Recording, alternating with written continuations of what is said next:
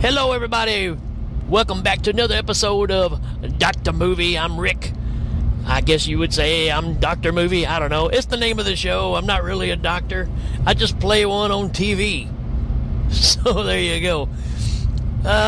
Just in time for Halloween, I wanted to dive into one of my, well, let's just say it's in my top 50 favorite movies of all time. That being The Beyond.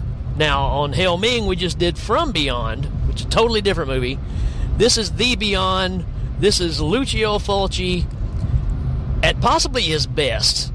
There's a couple of the movies that I do like better, but after revisiting this could be the best well-shot, well-put-together Fulci surreal movie that he's done. So, always great to revisit this one and check it out again. And if you haven't seen this one, you're in for a treat. It is on Tubi right now, and I'm telling you, the transfer that they've got, the version they have, is a really nice-looking version. The use of shadow and light that he used in this movie, is it Fulci's plan to do this? I don't know. But it is shot really, really well, and I just really paid attention to that this time around. So, great looking movie. If you're a fan of Fulci, you know exactly what I'm talking about. You know what you're getting with a Lucio Fulci movie. And this one is the third movie. You had Zombie, or Zombie Flesh Eaters, or Zombie 2, wherever you live, that version being the first of his romp into this kind of movie. The second being City of the Living Dead, another personal favorite of mine. And there is standout features in both of those movies. And in The Beyond, he took like the best of things that happen in those two movies and put them all in this movie together and just turned up the gasoline power a little bit more on them. So this thing is a gore fest. We call Fulci, the godfather of gore for a reason. You got De Rossi doing the special effects, which is his right-hand man. This movie is literally, the Beyond is a literal who's who of Italian horror cinema. And, I mean, it's swinging for the fences with everybody that's in this. They've all come from different movies and just well put together. If you're not familiar, this is a story about Louisiana back in the day. Going back into the 20s and 30s, I believe. It's like early 30s, I think, when it starts off. You got a guy that's in a hotel in Louisiana, and he's up in his room 36, as a matter of fact, and he's painting on this canvas, and he's painting this huge wasteland. All of a sudden, these guys pull up by boat.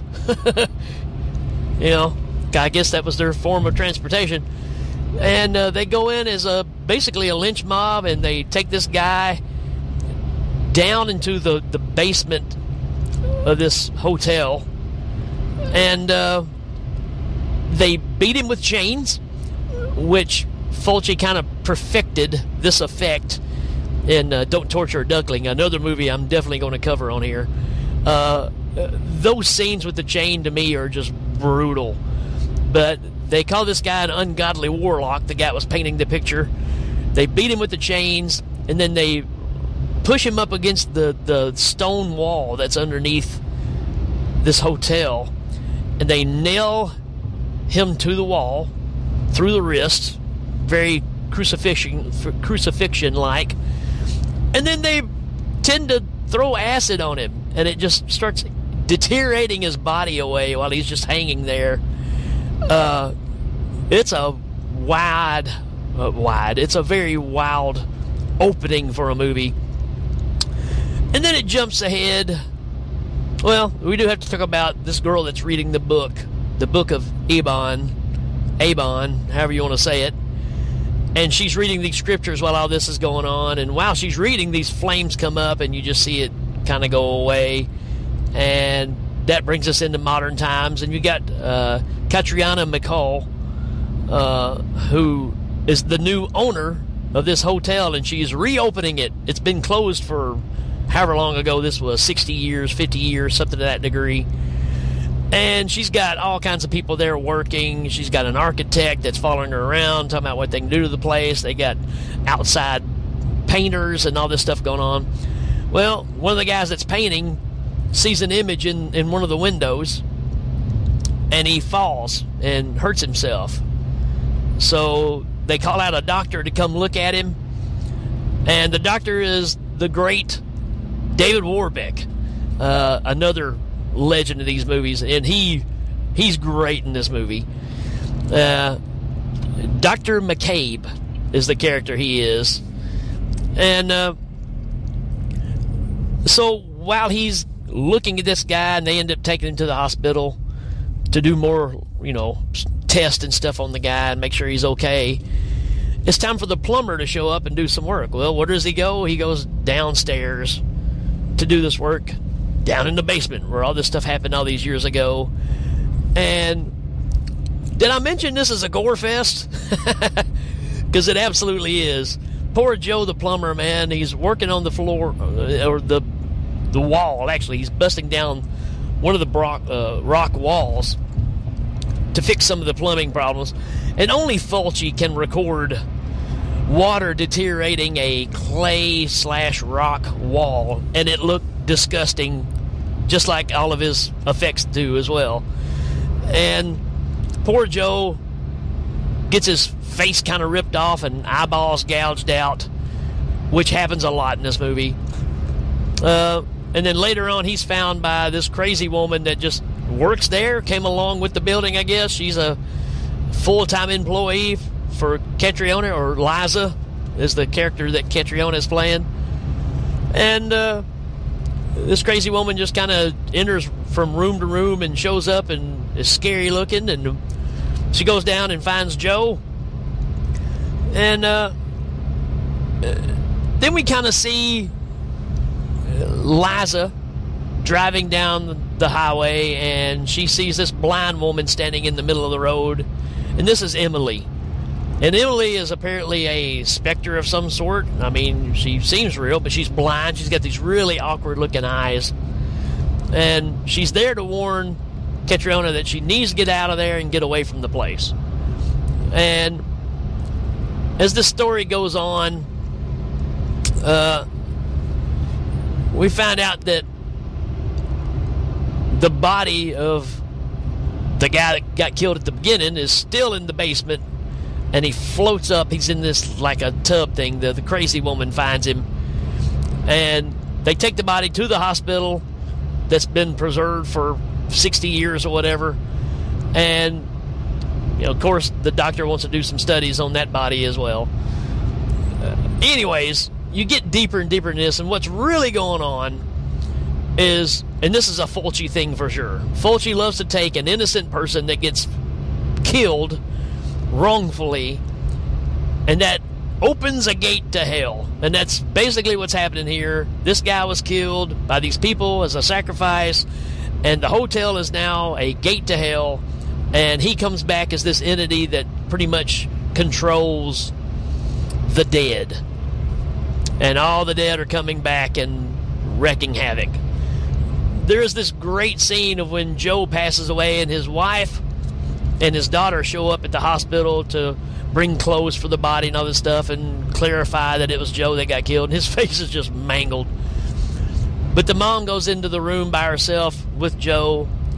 The daughter's out in the hallway, and she hears the mom scream.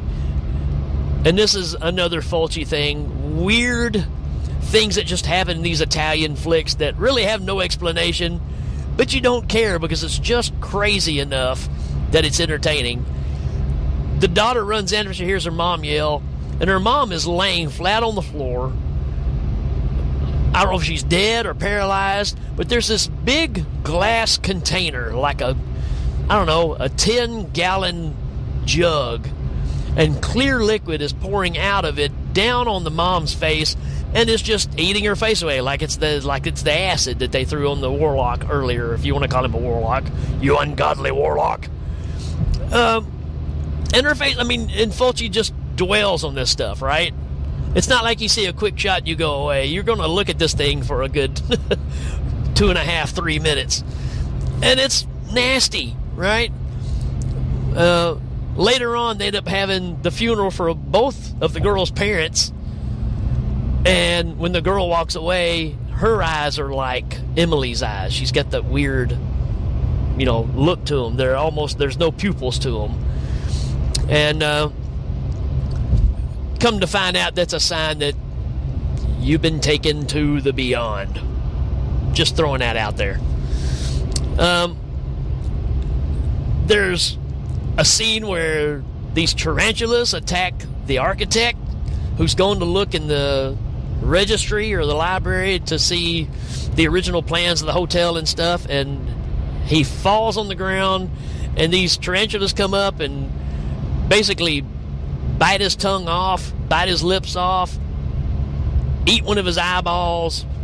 Crazy Fulci stuff, right?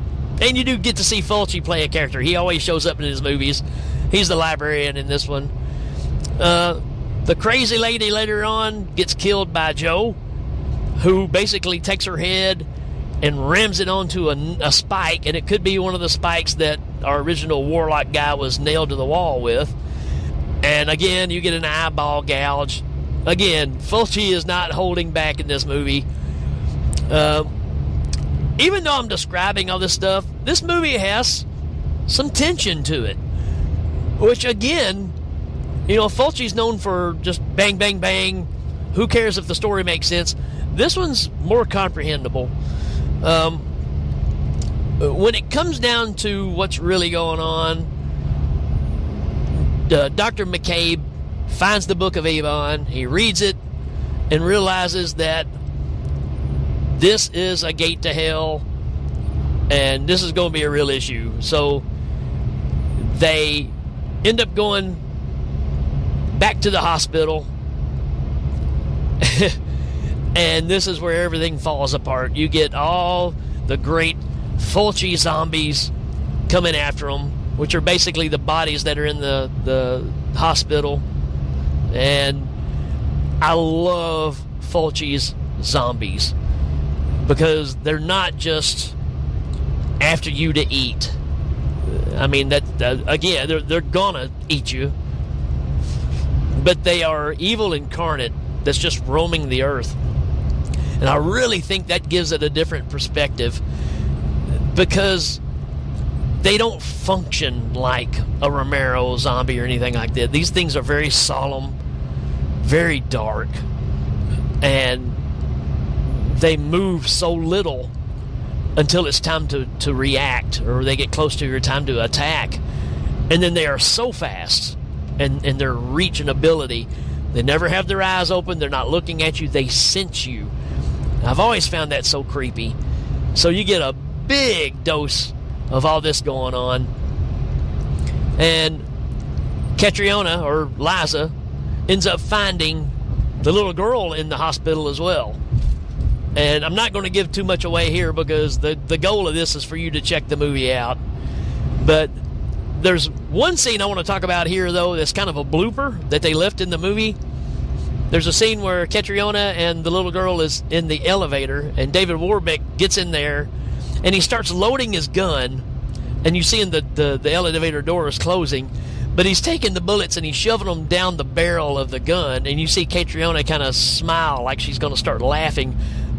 He just did something. I think they said it was multiple takes, and he just did that.